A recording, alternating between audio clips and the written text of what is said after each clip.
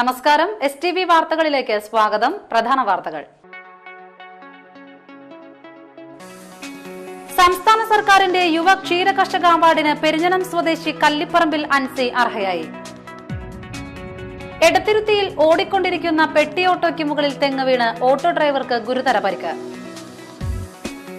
കഞ്ചാവുമായി യുവാവിനെ Mathilakam police arrest ചെയ്തു. വാർത്തകൾ വിശദമായി. കുടുംബത്തിന്റെ ഐശ്വര്യമായ പശു വളർത്തലിൽ യുവ ക്ഷീര കർഷകയ്ക്ക് അംഗീകാരത്തിന്റെ മധുരം.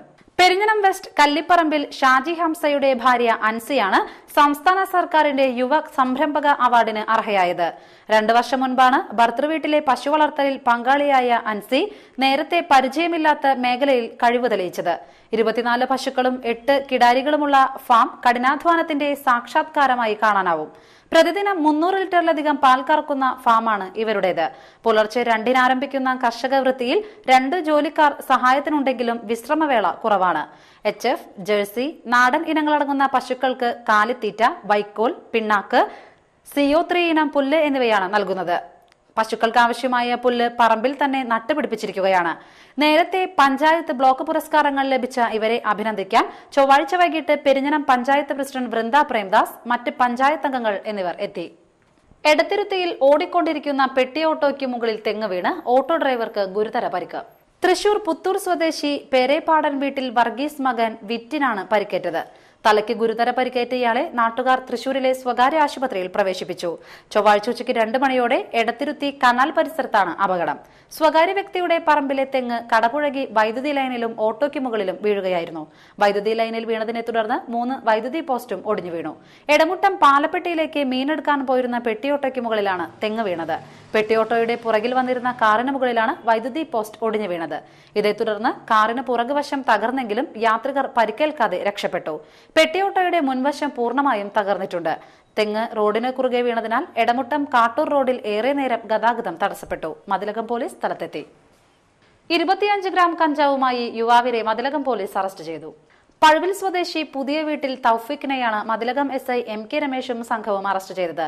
മത്സ്യവില്പനക്കാരനായ ഇയാൾ 3 പീടികയിൽ കഞ്ചാവ് വിൽക്കുന്നുണ്ടെന്ന രഹസ്യ വിവരത്തെ തുടർന്ന് നടത്തിയ അന്വേഷണത്തിലാണ് പിടിയിലായത്. ASI Xavier, senior CPO Vinayan, CPO Jibin, Umesh, Ashraf, Santhosh, Joby എന്നിവരടങ്ങുന്ന സംഘമാണ് പ്രതിയെ പിടികൂടിയത്.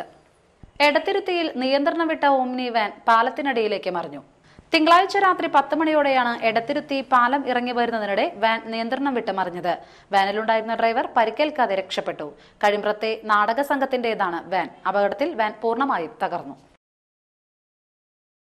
കയ്പമംഗലം ഗവൺമെന്റ് ഫിഷറീസ് ഹൈസ്കൂളിൽ സംസ്കൃത ദിനാചരണം നടത്തി.